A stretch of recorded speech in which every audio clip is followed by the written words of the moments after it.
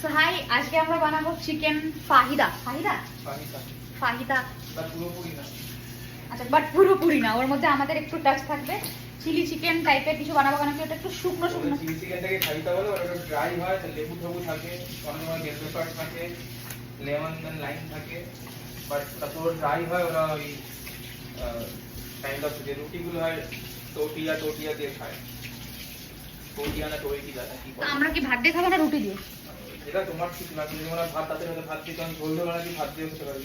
তুমি যেটা বলবে আমি বানিয়ে দেবো। ভাতই করো, কোনো কি ঝামেলা করতে হবে না। ঝামেলার কিছু নেই, আমাদের কিছুক্ষণ লাগবে না। ভাত দিয়ে তখন ঝোল ঝোল বানাবো। ভাত দিয়েই তো খাই এগুলো, নাকি পরোটা দিয়ে? সব থেকে বেস্ট। তো আমি পরোটা বানাবো, আর আমি এখানে কাটিং করছি, আর তানিশ যেগুলো জিনিসপত্র ধোয়াধুয়ি করছে। তো পেঁয়াজ, বেল পেপার, টমাটার এগুলো সব কেটে দিচ্ছি আমি। দেখা যাক কীরকম হয়, ভালোই হবে, কেন কি চিকলুর হাত খুব দারুণ, আমার থেকেও ভালো রান্না করে ও। তো তাড়াতাড়ি কেটে নিই এগুলো। তো এখন কাটবো রসুন, আগে রসুনের কোয়াগুলো একটু ছাড়িয়ে নিই। তো অনেক রকমের বেল পেপার নিয়ে এসেছি, अब कटिंग करेगा बेल पेपर, हाफ सब कटा লাগবে। বেশ খুশবু আছে বেল পেপারে।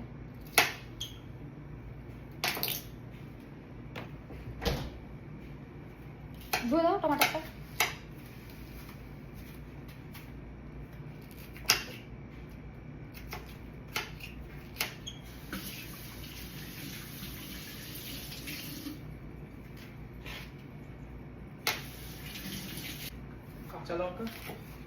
কাঁচা লঙ্কা তো কিনিনি, ভুলে গেছি।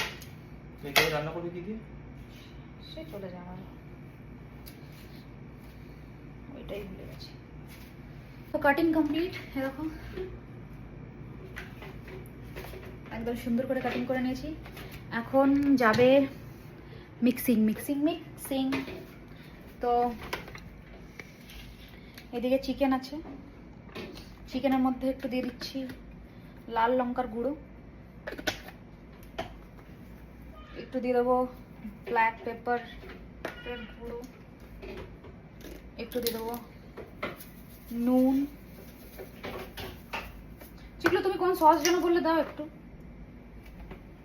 সস না কি যেন বললে? আর একটা ডিম দিয়ে দেবো ফাটিয়ে। দাও, কোথায় আছে? ওগুলো পরে রান্নার সময়। ও মানে এইটুকু মেখে দেবো তো? হ্যাঁ। এতে কর্নফ্লাওয়ার দেবো না তো অল্প? তোমার ইচ্ছা দিতে দাও, হালকা না দিলে তো জিনিসটা গ্রিতে হবে না। কোথায় রাখলাম কর্নফ্লাওয়ার? এই তো। তো এই আজকে আমরা কিনে এনেছি কর্নফ্লাওয়ার। কোথা থেকে খোলে এটা? দাও ছুটছি।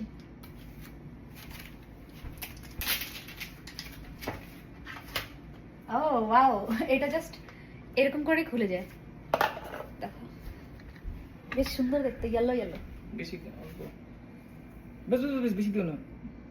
আরে ধরবে কি করে রে ভাই, ভারী হয়ে যাবে। এটাকে এখন মিক্স করে নেবো। এইটুকু বেশি লবণ দিও না, লাগলে পরে উপর দিয়ে ছড়িয়ে দেবো। তো আগে এগুলো ফ্রাই করে নিয়েছে, শ্যালো ফ্রাই, আর এখন দিয়ে দিচ্ছে রসুন ওই তেলের মধ্যে। এটা তেল দিতে হবে তার একটু নাকি?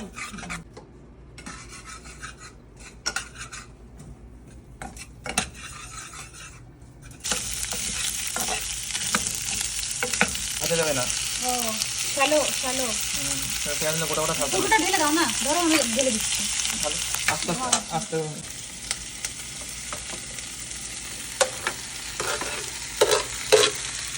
অনেক ঠিক আছে।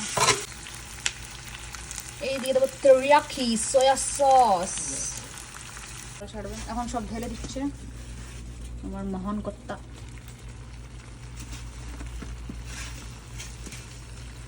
তেরিয়াকি থেকে কিন্তু সয়া সসের গন্ধ বেরোয় না, অন্যরকম গন্ধ আছে। টক হয় এটা। কি এটা চালাবে তো? একটু চালিয়ে নিতে হবে।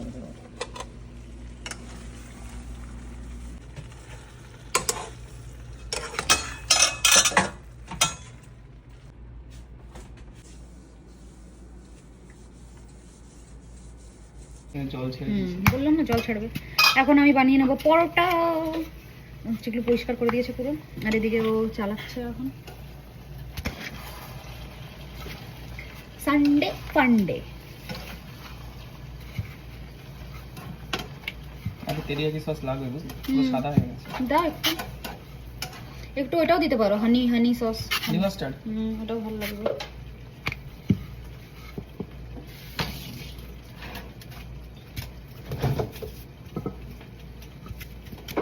এত রকমের সস খায় এরা। তেরিয়াকি সস তো ইন্ডিয়াতেও কিনেছিলাম একবার।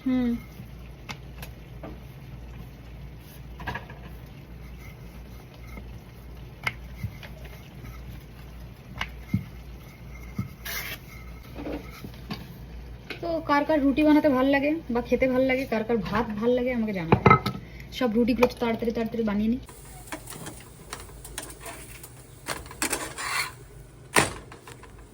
সরে যা পড়ে যাবে।